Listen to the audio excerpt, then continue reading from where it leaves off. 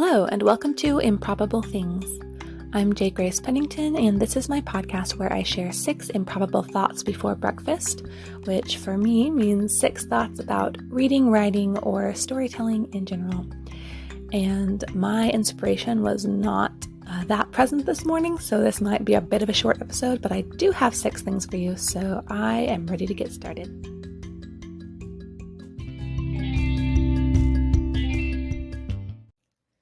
So number 1, the update on my current work in progress, my book, Firmament Progenitor, is that it is finished. At least the first draft is finished. I put the final touches on it yesterday and it feels really good to get that done. It was a lot of work over the last couple months and then a little bit, into a third month. And I went ahead and sent it off to a couple of my faithful beta readers. I'm going to read it to my husband pretty soon because he's very good at helping me sort out story issues and come up with great solutions. So I'm excited about this one. One thing that's interesting is that it turned out very long for a Firmament book. It's still pretty short for a novel, but most of the other books in the series have tended to be between 48,000 and 50,000 words. And this one's currently sitting at over 53,000.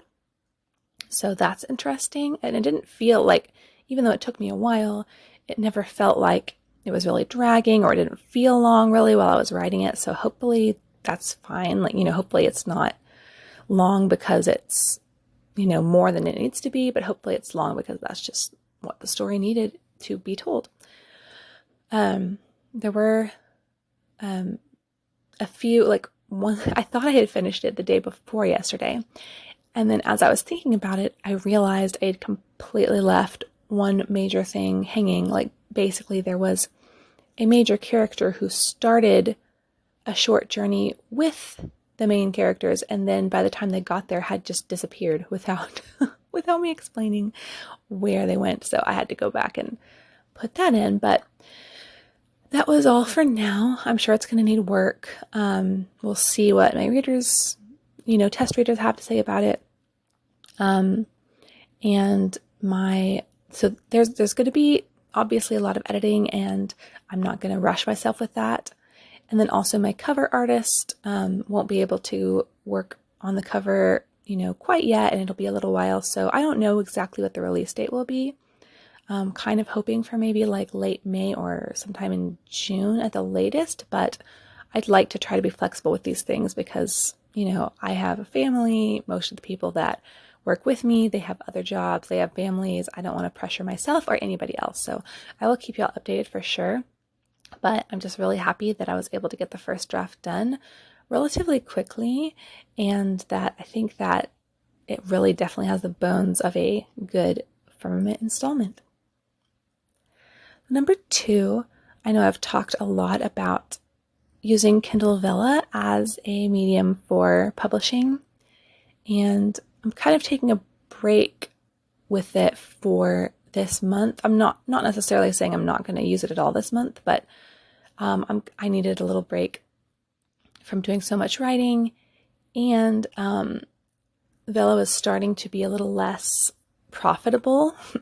And then right when I had already decided to take a little break for, a week or two from promoting my Vellas and from getting new stuff up on there, this email got sent out to Kindle Vella users, or Kindle Vella authors rather, about some changes that are being made to the service. So the main things are that currently the first 3 episodes of any Vella are free so that people can read them and, see what they think. And as of, I think, the middle of this month, the first 10 episodes will be free.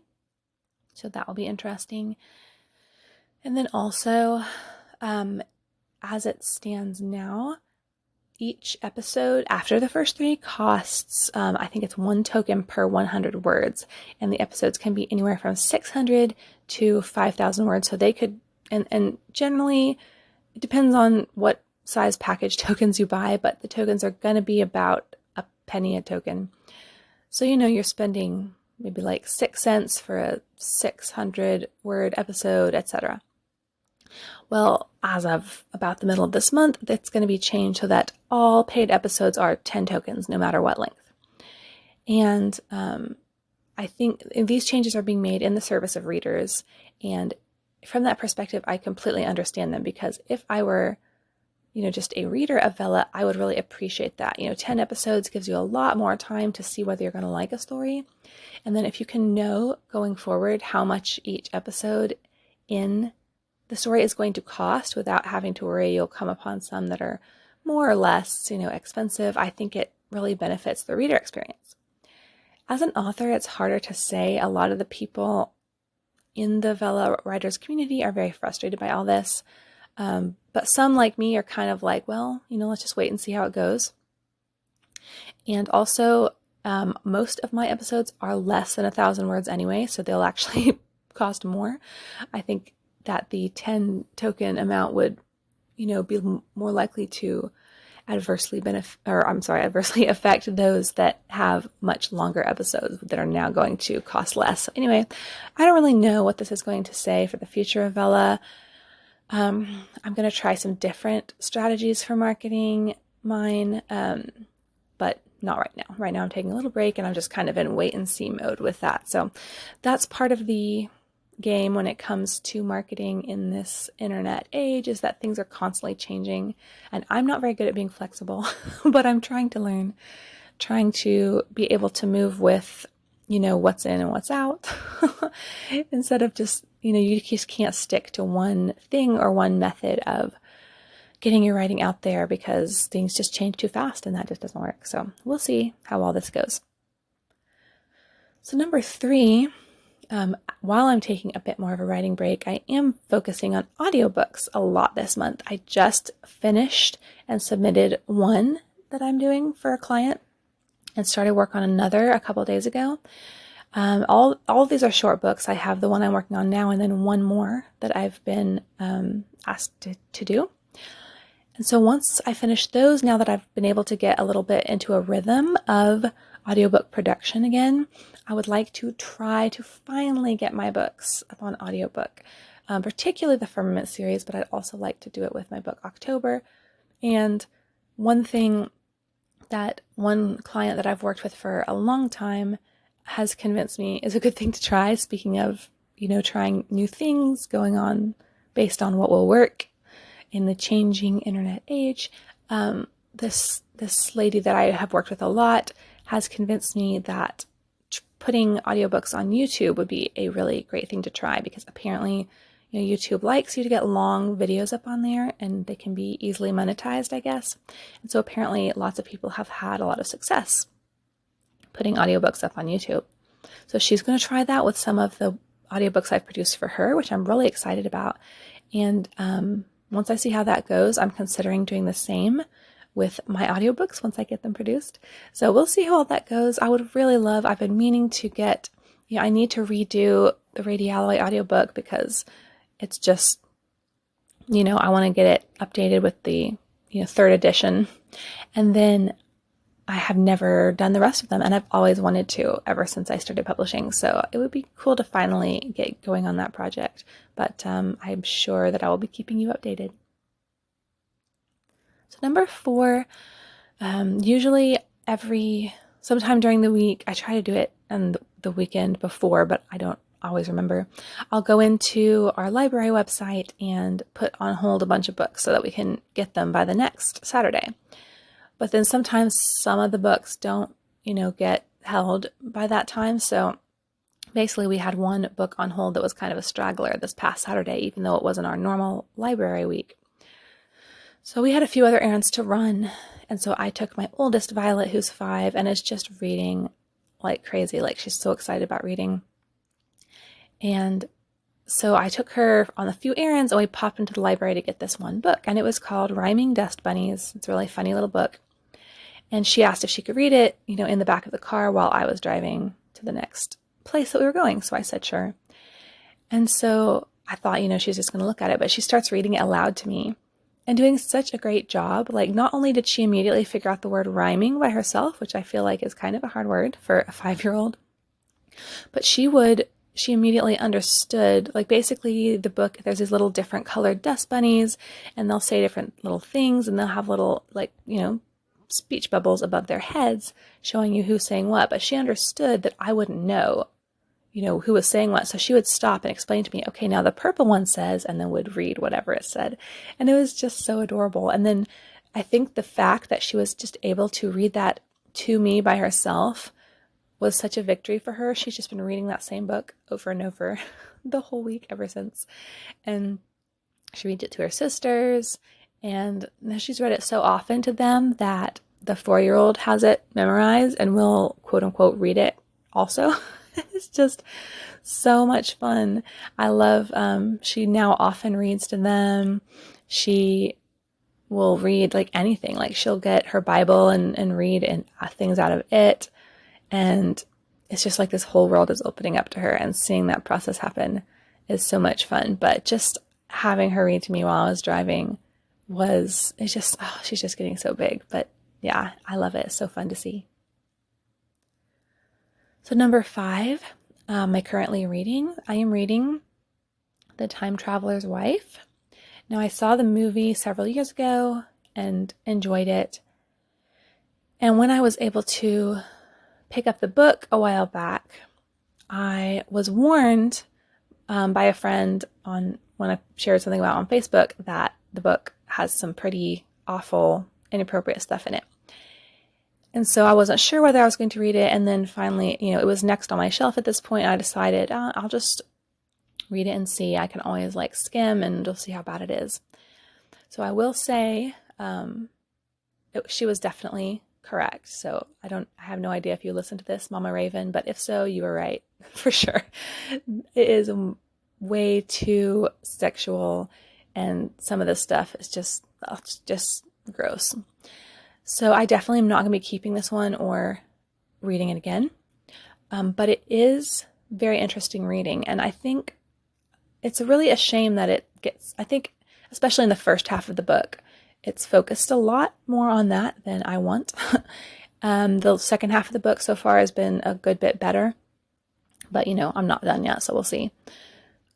And I also don't really like either of the main characters all that much. I don't know. I don't find them very likable, but I am very pulled in by just the nature of the story. So if you don't know, it's basically this man who just inadvertently time travels. He'll just disappear and show up somewhere else in time, and just be there for who knows how long, and then kind of snap back to the present. And so it's all, and then he ends up, the story, obviously, it's about the time traveler's wife, so it's focused on his wife, who is not a time traveler. So she's meeting him, all out of order. She'll meet him first when she's a little girl, and he's, much older. And then later, when she meets him for what's his first time, obviously they end up getting married, all this stuff. It's very, it's just such an interesting storytelling vehicle, because it ends up being so thought-provoking and it really keeps you on your toes, but it's done in a way that I haven't found so far to be confusing at all.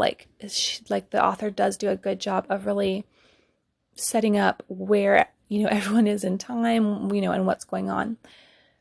And I also appreciate her sort of version of time travel, which is basically you cannot change things. Basically once they've happened, he might go back and, meet his future wife and do something, but then that's because it's already happened. It's confusing to explain, but basically it's not like you could keep going back and doing something different. It's when something has happened that way, it has happened that way, even if the way it happened, the reason it happened was because of time travel.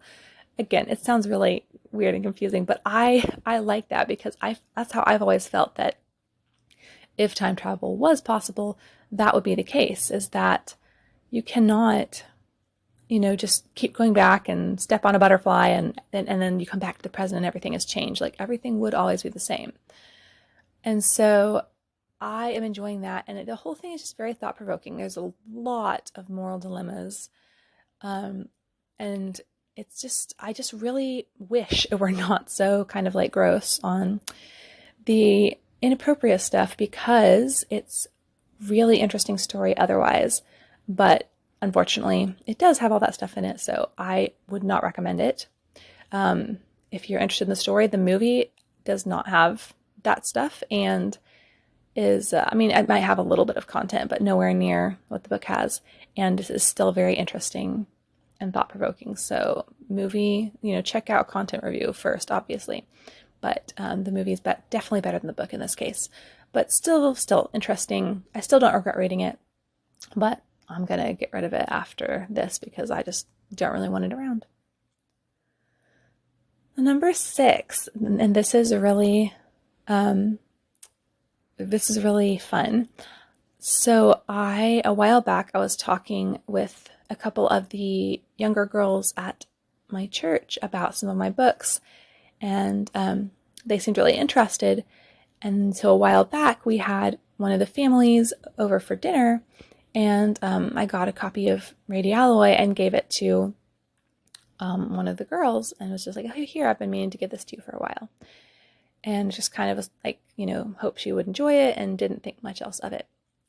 Well, later I found out, and so the teenage daughter of one of my best friends comes up to me after church last Sunday, and she's holding Rady Alloy, and she said, I just finished reading this and I really liked it. And then she opens the book and shows me in the back all the teen girls in the church have all written their names in it, and they're writing as they read it. They're passing the book around and writing the date they've read it next to their name in the back. And that just absolutely made my day. And I'm so happy that they're enjoying it and that they're reading it. And it just was such a reminder of the reason I started publishing this series in the first place, because I just think there's not a lot of fiction for young conservative Christian readers, like for homeschoolers or other, young kids that are more conservative and are not going to want to read a lot of the stuff that is out there, but then also want an interesting, exciting story. And particularly when it comes to things like science fiction or other speculative fiction, there's just such a gap out there. Like there are a few, good Christian series along those lines, but not many. And especially I have never seen anything else like this, where it's sort of this space travel, like interesting, dilemmas, and just the kind of stuff that I like reading and that I wish would have been around when I was a teenage girl. And I wanted to kind of fill that gap. That was my number one goal when I originally started publishing the series. And so to see girls in my target demographic that I was really writing for in the first place with this series in particular was so satisfying. And it was just a reminder that it's not like I do want to be successful in a financial sense. I do want to provide some, extra income for my family, but really my number one goal is not that. My number one goal is to provide solid, fun, Christian fiction for young people in this demographic. And just a reminder that even if, I'm not making tons of money or that it's hard sometimes to do the marketing, that this is the most important thing, is getting it into the hands of those people that can really enjoy it and that really don't have a lot of things along those lines to read. So that was just so sweet and so exciting, and I hope they're all enjoying it. And it just motivated me even more to finish up this next one and to just keep getting out the rest of the series.